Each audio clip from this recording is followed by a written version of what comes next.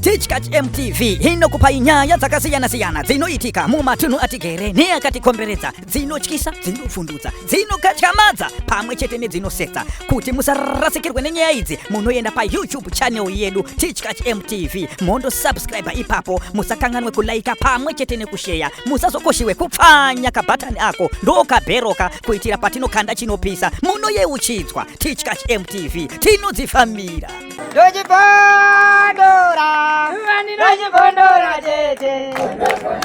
Douglas na Zuze Raymond na Matamisa Tarisai. Nyaya ndeyekuti ndinoda kuripa zvinhu zvangu zvandakarasikirwa nazvo pamakanditapa. Uya nembo dzako chitopa nemari yedare.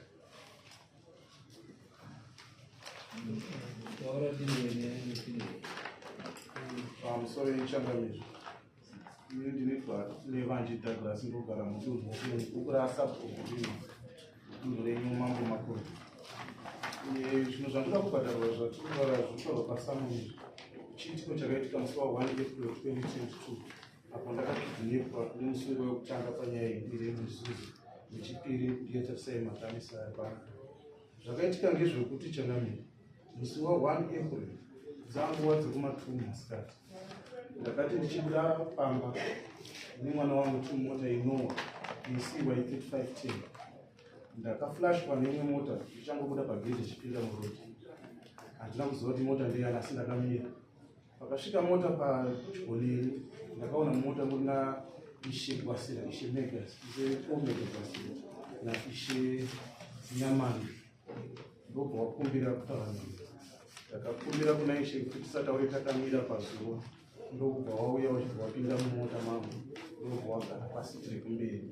Ishe Gwasira naSabu Kuchiparaga wainge wakamira pawiri, wakamira pasi. Ishe Nyamani wakatikumbira kuti tatiuye timbe kuti ngei uri kuramba kuenda kumba kwaRaymond Zuze kwakanga kune n'anga dzainge dzabva nekuno ndaingozwesere kuti mpiga shati. Asi ndisati ndatsanangura chikonzero chakaita kuti ndisaende kwandandadaidzwa nemunhu andasingazivi. Raymond Zuze akabva asvika patora makiyi emota. Ndiri kutaura naIshe Nyamani naIshe Gwasira. Ishe Gwasira wakawedza kumumisa kuti asatore maki yangu. Asi Raymond akabatanga kutotuka Ishe Gwasira nezvamai wavo kuti hamukwanisi kundimisa izvozvo nekuti mune zvamuri kuzivana naLevanji. Zvadaro wakawedza kumuti adzose makiyi asi haana kumira, akapopota achienda achidzoka kushopu kwavo. Zvadaro Ishe Gwasira waona kuti zvimamire zvazvaita wanga asingachakwanisi kukonzera sezvoshenegereka. Lake ngere kuti mota ndasina kudzima kusvika kwekupedzisira. Wachibva watarisa mumwe mavo, wachibva waona warino kiyawo sezvo warino mota yeToyota. Ndobva wanditi Levanji chimbotraya kiyi kana yabvuma, asi pese pauchaenda usaidzime nekuti ukadzima waidzima hapana aichamudzima waisa kuoff. Enda kumapurisa wandomhanya kumapurisa. Zvechokwadi Ishe Nyamani naIshe Gwasira wakabva wasara sezvo wakapakanga pasingachatauriki nezviro zvakanga yapo. Ndakaenda kwamaJakwani kumunatsi post ndobva ndandoona Sergeant Paul, ndobva ndaripota nyaya yangu, ndobva watorawo wanoshanda nawo maprivate constable maviri, ndobva tadriver mota. Kubva pese pandakasimuka pamba ndabva ndadzima mota. Ndakatozotenga mamwe mafuta ekupanzira mota yaisa dzima kusvika tadzoka pashopu. Takasvika pashopu, musungo wekutanga Raymond Zuze ndiye akanga achipokera vanhu vakanga varipo vachiimba. Wandine kana dare ndichizondibvunira ndinayo vhidhiyo yavo yezvavaiimba uchiti ndivo wakauraya. Nekuti takambouya pano padare tichifambira nyaya yambuyo wake unonzi Benisida Matamisa 2014. Zvadaro mapurisa akawedza kuvatsanangurira zvavanga vachiita zvakanga zvisiri pamutemo. Asi wakatotangazve futi kutosaidzira mapurisa aya. Mapurisa abvana kuti situation yanga iri pamusingakwanisi kucontrol. Uyu aingokurudzira vanhu kuti imbai vachiendewa mota yangu wachiita zvese zvaita pamota nemavhidhiyo acho aripo. Mapurisa anati vakazokumbira imwe mota yakanga yasvikawo ipapo kuti vadzoke kukemba. Ndobva wafonera mapurisa emuno muMarusaka. Ndobva wataura naAssistant Inspector Mahoro. Avo vanowo vakazounganidza vamwe vavo vanoshanda navo kuti vazove vachindinunura hondaenda ndinayo nevarume wavo usiku hwese. Ndakarara ndine mwana mucheche ane 6 years. Wakapiwa namba dzangu vakandifonera vachindibvunza mamiriro akakaita zvinhu paground, ndichivataurira chichemo chawakapa ngechekuti wakanga wasina fiwe yekuti wasvika mota yakanga iri pasawo wasina fiwe. Ndakawedza nepandinogona ndikazobata anonzi Chimwono anoshanda kumusitoro anogara kuTsanzanguru, ndiye akazokwanisa kundotenga petrol yekundopa mapurisa kuti mapurisa adzike paZuzi. Chifume chacho ndakafuma ndiri mumota imomo Matamisa musi watabva kumapurisa kwamaJaguar. Matamisa akasvika pandakanga ndakakidzepo akataura nemupurisa kuti chandakanzwa achitaura kuti imimi ofisa musasanetseke munhu amumaoko mangu ndisiyei ndinorara naye pano. Mupurisa pakaona kuti zviripo haakwanisi kukontrola nevanhu pakapinda imwe mota kuti dzadzokera kubhesi. Saka chifume chacho Matamisa akaenda kuna Ishe Omega basi chinovatsanangurira kuti munhu uya ndauya nayo nekuti chifume chacho wakafuma kutipinza mukombi yaMatamisa waibva waenda neni kumba kwamai vaRaymond Zuzi kwakanga kwakakemba mwana. Zvese izvi ndaita zvisiri zvekuira nasi zvazvo zvekumapidza semunhu akanga ari panjodzi ndaiteerera zvese zvawaida kuti upenyu hwangu uri pakanaka. Paakasvika paIshe Gwasira akaudzwa kuti zvamakaita makaipara mhosva, munhu haapidzi nekuiba. Takakuudzai nezuro kuti endai kudzimba tozoita nyaya mangwana, ndiye musina kunditeerera. Saka pawakanzwa kuti mapurisa ari kuuya, Matamisa akandidhiraivhazve kubva pamba pakanga pari nenyanga akadzoka neni pashopu achibva andisiya ipapo. Asi usiku ihwohwo ndichingosvika nemapurisa kubva kwamaJaguar, wakaponjesa mavhiri angu, wakaabaya-baya mavhiri ese eNorway, wakaabaya-baya ichibva yakatogara pasi. Waibva waputsa moto kumberi, kumwe moto kumasure, wamwe waipira wakaputsa taillight rekumasure waizemba wachiridza sengoma, wakaputsa window rekurudyi, wakaputsa taillight rekumberi rekuright. Padashboard sevanhu mota pandakasvika yakavhurwa mawindow zvaiti uyu akutaka neni nedzimweni dzenguva wakatombosvika wakada kundisunga netambo ndisungirira pasteering. Wakatora foni yakanga iri padashboard yeSamsung muhomwe mangu mumu ndine chicyborg wakatora $40. Zvese izvozvo zviri padhoketi kwaMajor Street. Saka ndakamhangara nyaya kwaMajor Street ndobva taenda kundotongwa. Wachibva wabatwa wari nemhosva varume wairiva wakazorerutsirwa wakaita community service zvinova zvine mutongo uri papepa. Wapedza kuita community service ine ndakafunga kuti sevanhu vangwari nenyaya wakapara mhosva iyi vachauya vachitaura nyaya saka angoona wakanyarara. Asi nene kurwadziwa nekusvipa kwakaita zita rangu musha mandinogara ndo mandinoitira bhizinesi rangu. Musi wakandikidnepa wakavhara shopu yangu kwemazuva mairi yakaswera yakavhara. Ndakava nekurwadziwa ndobva ndauya zvekuno kuti ndinzwe kubva kwamuri Changamire kuti nyaya iyi zvandiri kuitwa nevarume ndoramba ndichizviita kusvika rini. Chikonzero chiri chekuti Changamire muna 2014 musungwa wekutanga akasvika ndiri kuwaka shopu yangu munzvimbo mandinodunhu mandinogara papaGodzi Point ipapo ndichitosimudza makona, akaputsa kona rekutanga achititi iwewe mari uri kuionepi? Ndiwo wakaura yambuya wangu kusha yambuya wangu aibva putsa nyama dzese dzadziri paVicent ndaita zvenyama ipapo. Ndakandorumhan'ara kumapurisa yemuna 2014 akabatwa zvati nemhosva akabhadhara $40 yekuputsa kwakanga aita mutongo wacho uri papo muna 2014. Ndobva ndauya zvekuno kudare renyu Changamire ndine shungu dzezi rangu rakanga rasvipa nechiitiko izvi. Ndasvika pano makatipa chiremba tikaenda kuna chiremba wenyu Changamire zvikabuda pachena kuti handina chekuita nekushekwa kwaPensida mbuya vake. Ndobva mamuripisa mbudzi 2 dzakauya karipwa dzikaripirwa kuna Ishe Moses Gwasira vachiri vapenyu. Akafunga kuti nyaya iyi yadini yapera muna 2015 pamakapa mutongo uyu. Saka muna 2022 ndakati igai ndibvunze kuti ndoramba ndichiita izvi kusvika rini bva yatoita mhosva kunzi kuramba kuenda kunana. Ini ndaingoda kubvunza sezvo ndakambozviita mudare renyu Changamire muchipimbu ndo dambudziko randakasangana naro. Zvandoda kuripwa nazvo Changamire, foni yangu ndakanga ndakaitenga $60 ne$40 keshi yakatora muhomwe. pane front left turning right zviri kuita $35. Ndakandotora maquotation kune vanogadzira motokari anova mamwe acho ndo vari papa. Zvinhu zvakaputswa pamota iyoyo.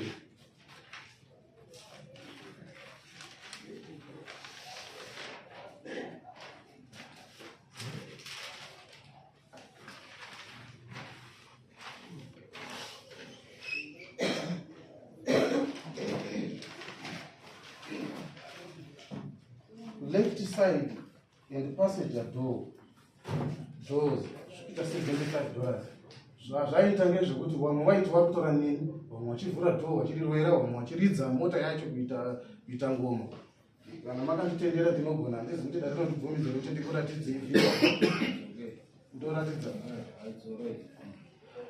Then pane right side back window rakaputsika, mapikicha acho emota yacho ndinawo pana riri kuita $50. Mataya acho ese ari 4 nekuti rimwe chete raiseti paburi rimwe chete zvaitoita kuboorwa nechisimbi.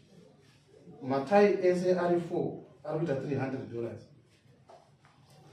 Spraying damages ndakachajwa $300 dzekuridzwa kwaita rooftop yakanzi $50. Zvepamota zvese zviri kuita $895.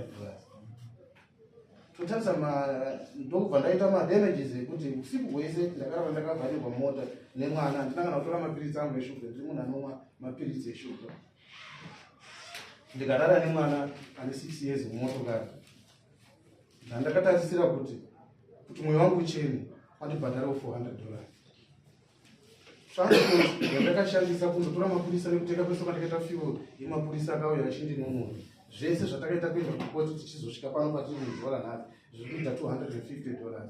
Saka pamwe chete ndichitarisa maexpenses ese andakaitirwa pamusi uyu zviri kuita $1,645.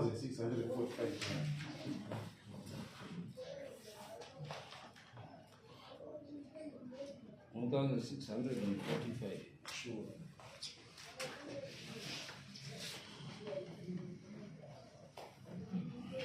Izvo zviri kutaurwa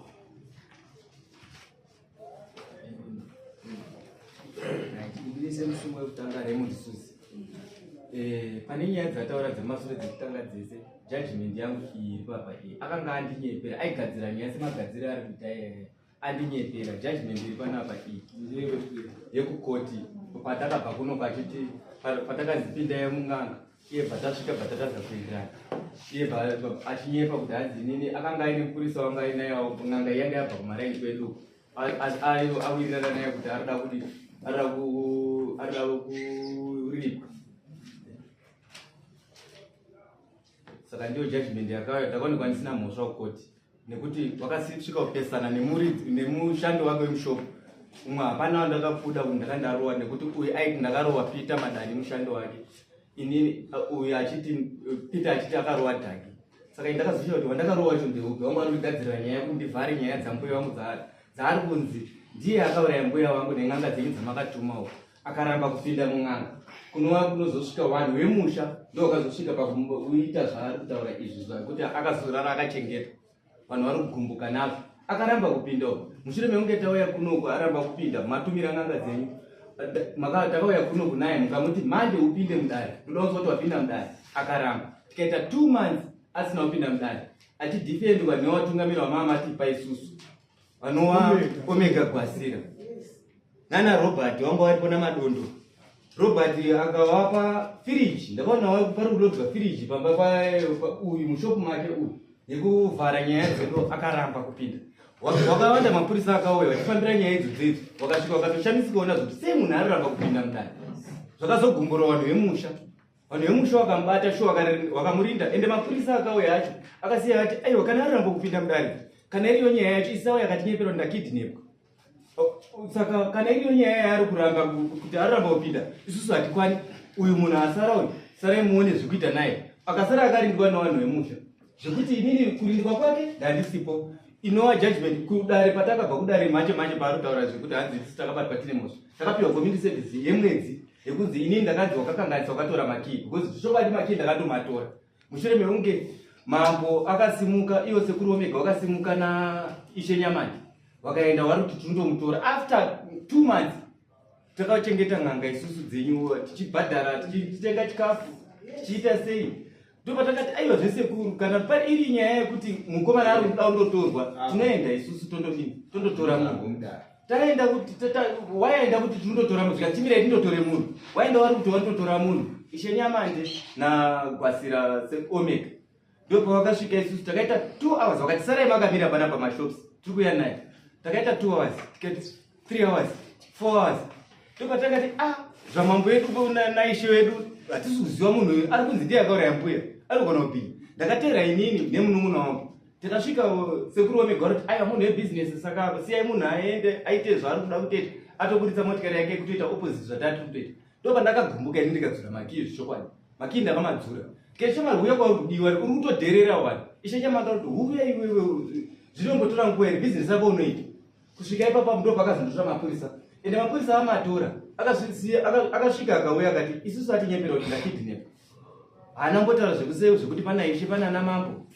zvekuti aramba kupinda mudare haana kuzvitaura asi chakandishamisa takazoti kwapera nguva ini ndakaita ndofunga 2 months takagara hapana zvakaitika ndopandakazoona pakuya mapepe kunzi murudo wakoti taenda kukoti shokwadi ndakati aiwa makii wakakanganisa wakatora zvako waisafanira kutora makii nyaya yenyu yaifanira kuitwa paine polisi maifanira kudaidza polisi ndikati inini handaisagona kudaidza polisi senyaya yanga ina mambo handiti mambo ndiye aifanira kudaidza polisi here ndopatakadzi chiendai munoita community service mwedzi nhasi ndiri kuona paataura nyaya yake yaari kutaura yekuti akanga aroda akapirwa mari kudidi zvikati akati da kuti tiwirirane nawo hangu atibhadhare zvinhu zvangu mawasiya ndikati handinogona kuwirirana naye kana ndakakanganisa ndipei mutongo wangu ndikapiwa mutongo wangu kukoti ndikaita community service mwedzi ndikapedza ndiri kutoshamisika nhasi ari kutaura kuti arikuda kuuya kundobhadharwa futi uyo akarambidzwa kunzi hapana kana takutopawa nemutongo wavo hapachina nyaya saka ndiri kutoshandisika nhasi ari kuuya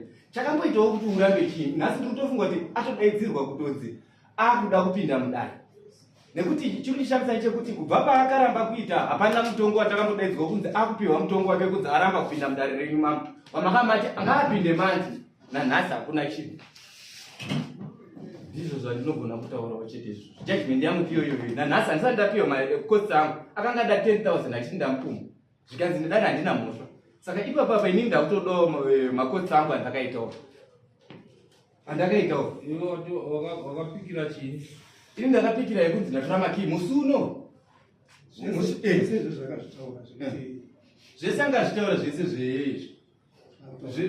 zvekuti ndakarasa mari ndikazodini zvikanzi aiwa kana vanhu iwe vanhu varamba kuwirirana newe isusu takuwapa mutongo wavo tikapiwa mutongo wedu saka ndiri kutoshamisika nhasi saka ndati inini hapana zvandandiri kuziva uyu mukomana chandinoda kutomubvunza ndechekuti chakakurambidza kuti chakaita kuti ukurambe kupinda mudare chii maidzi wakauraya mbuya wangu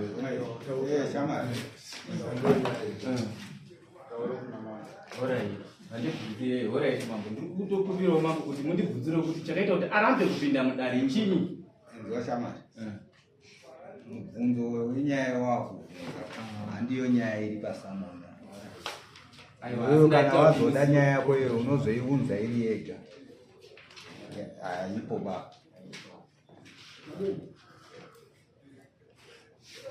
nekuti kundinyepera kwachanyanya iyi inyaya yanga yakatogadzirwa zvekuti kana mambo muri kuverenga udefora muri kunyadza kunoti inyaya yanga yakagadzirwa chimira iwewe shamari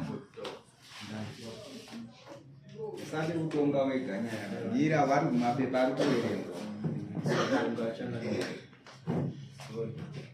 usazivawo pekugumira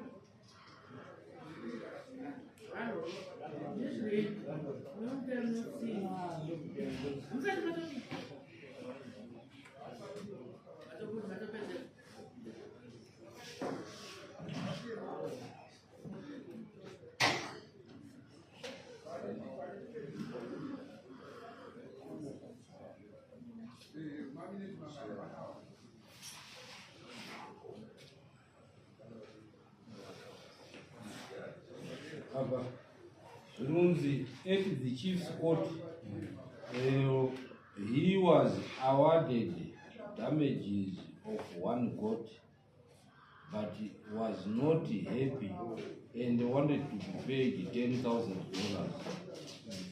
As of now, he had since closed the butchery, since people say there is a person in the fridge.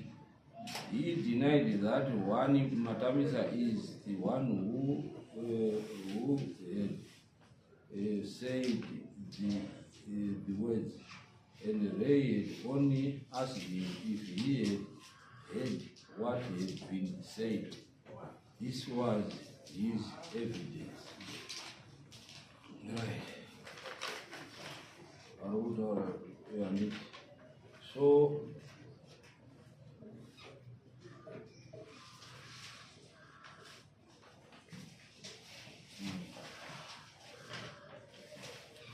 Saka, the court will say there is no case as the judgment end.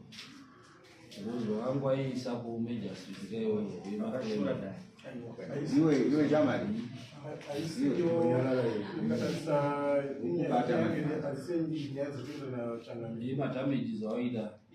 Izvi ngezvekutanga zva2014 mukatarisa baba harisi beba regore rinengera 2014 tikutaura zvegore rino zvekuchipiri nekechipiri $10,000 2014 haisi inyaya mbiri dzakasiyana yakatongwa rini 11/07/16 India 2016. Okay. Then yeah, 2024.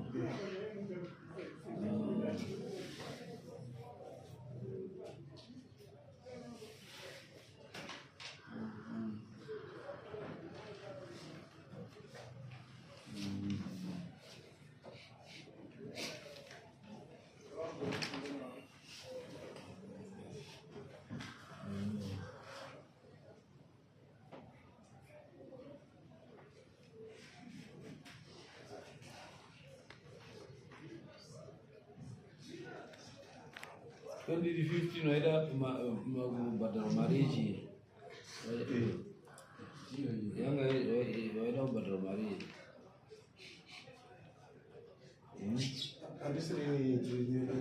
iro yacho waida kubhadhara 20,000 yemari takanga tabva kuna chiremba ndaonekwa kuti handinamo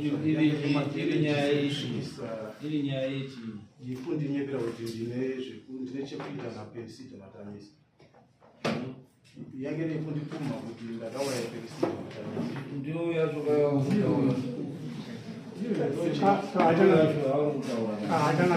kaatangami ndikuda kuti ndigadzirise mazita ari kubuda ndikuda kuti ndigadzirise mazita ari kubuda yachangamira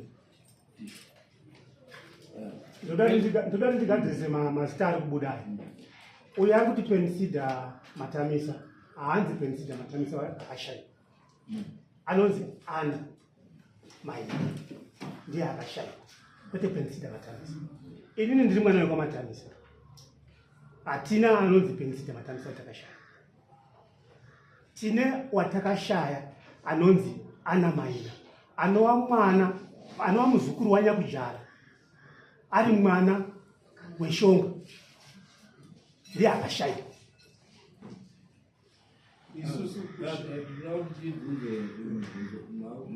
Kuzovhiringidza kwaari kuita nyaya yakeka inyaya yekupoterera baba ukataura tisina kukubvunza yorasika panyaya manje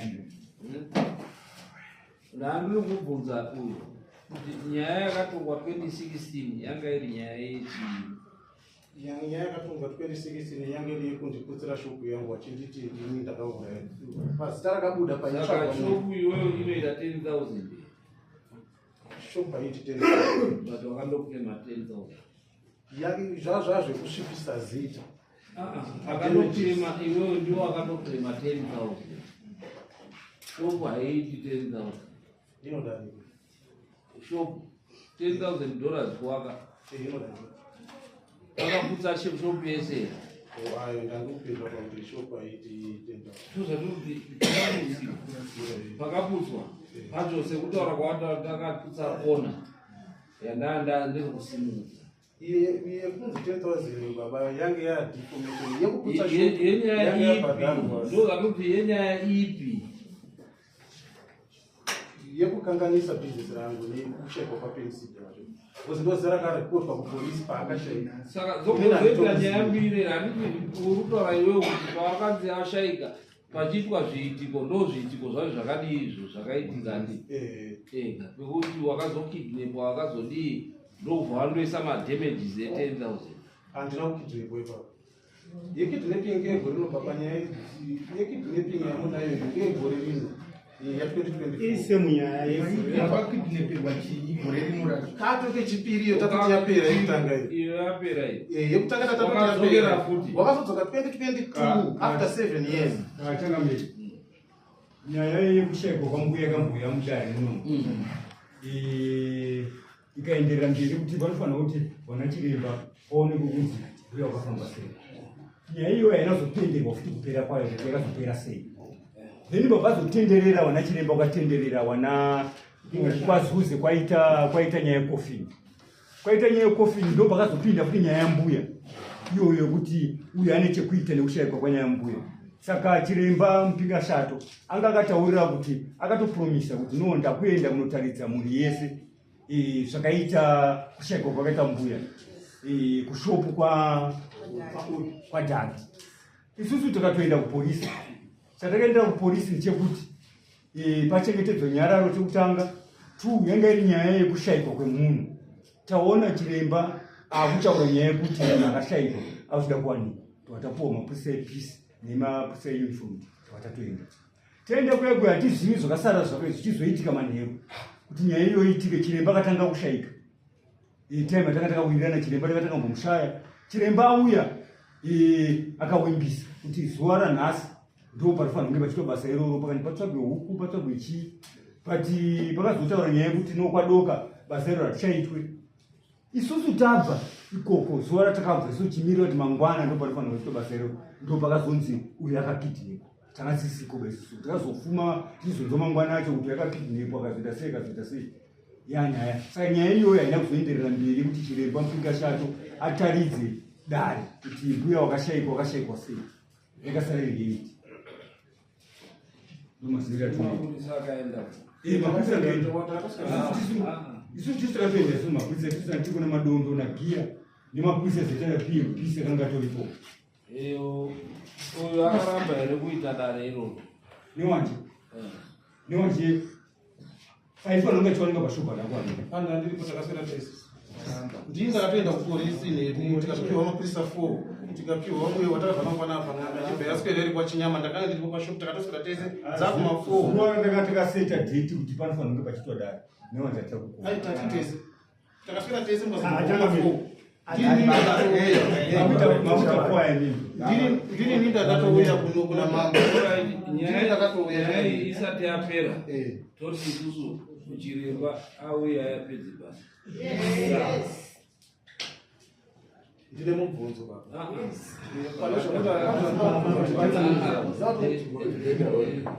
nyaya isati yapera toti isusu chiremba auya aite basa. Hapana kana asi ndandi kuti ndine mubvunzo anochitera mubvunzo wandinawo chanani ngewekuti handizivi kuti chiremba wamuchatipa kana ndini muchatipera vanhu wachamuteera nekuti takambopiwa makambotipa chiremba tikaenda kuna chiremba ini ndirekodhi yekuti wairamba kudii kuramba kwandakaita ndakaramba kuenda kumba kwevanhu ndisina anotidzivirira nenyaya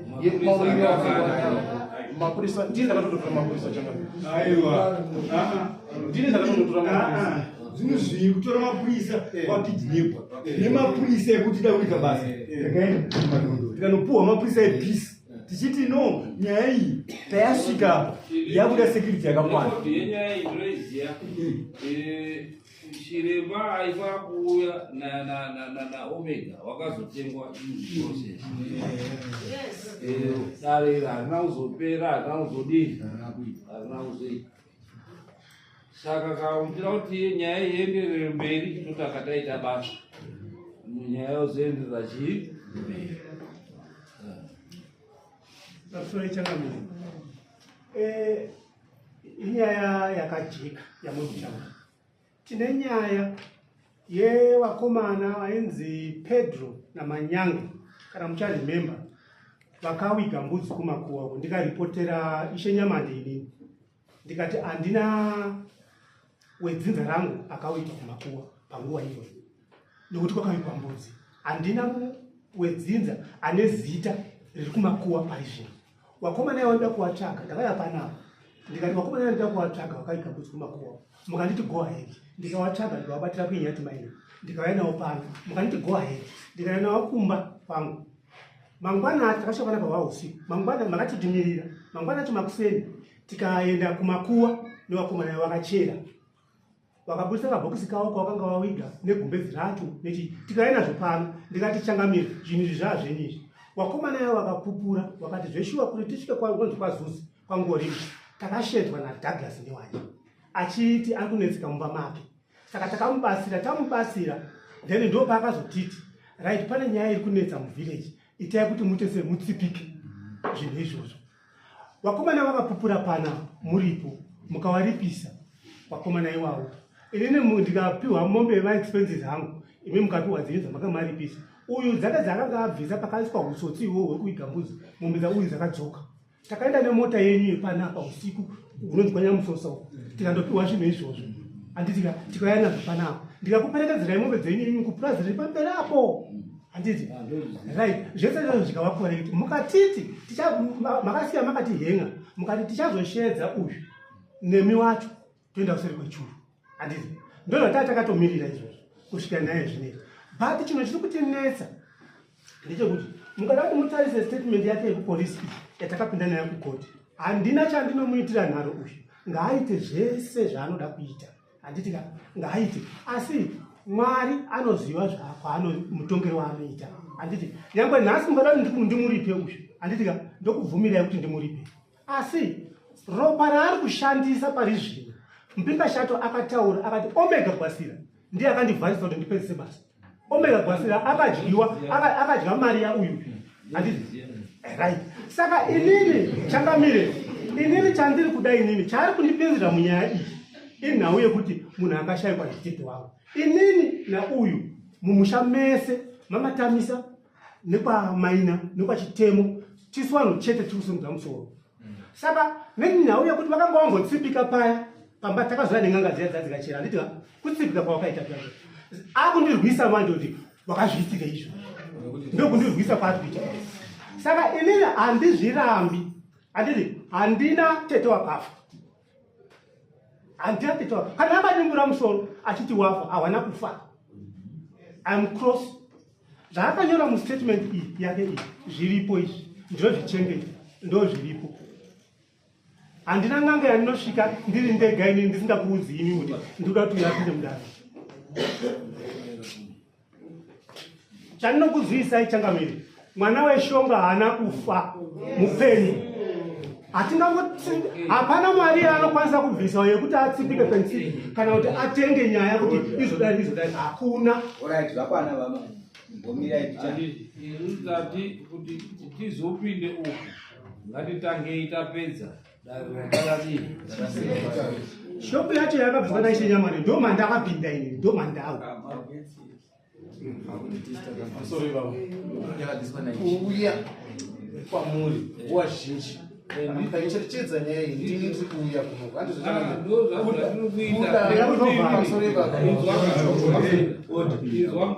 ini ndine rekodhi yekuti wakaramba kuenda kwematare ndine rekodhi yezvakaitika ndine ndiri kunogwa ndinotichitaurwa rekodhi yezvakaitika handiti saka tiri kuti isusu darero ngatitangira dini then tozoona kuti pane paine chokwadi here kana kuti pane paine manyepo Changamire tinotenda nekuwa nemuono wamuri nawo asi mauriro andakaita kutoda kuti tichenesane zvese zvekuti kana muchititendera Changamire sechinhu chaakudzokoroka handiti ndine bepa ramunaro Changamire ramakambodipa kuti chiremba dai zvaigona asaitwe mumwe chete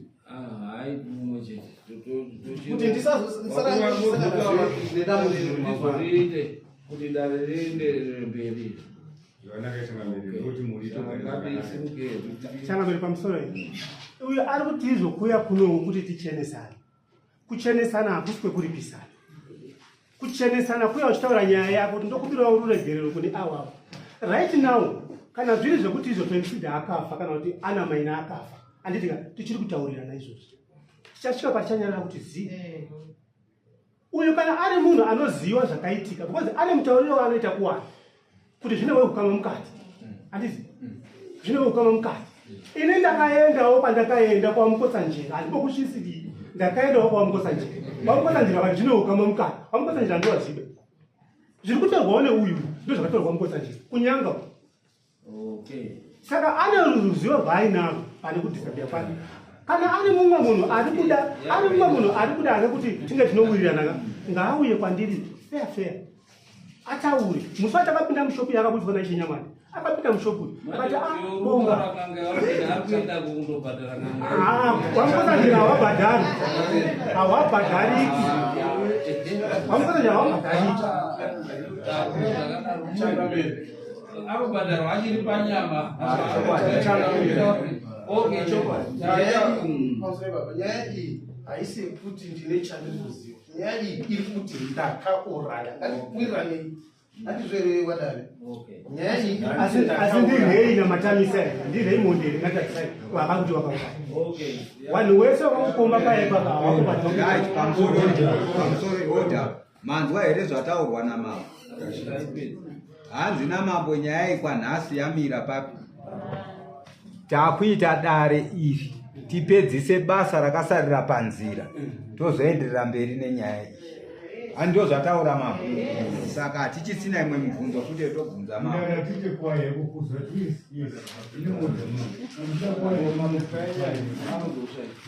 Discuss TV, inonakidza zveku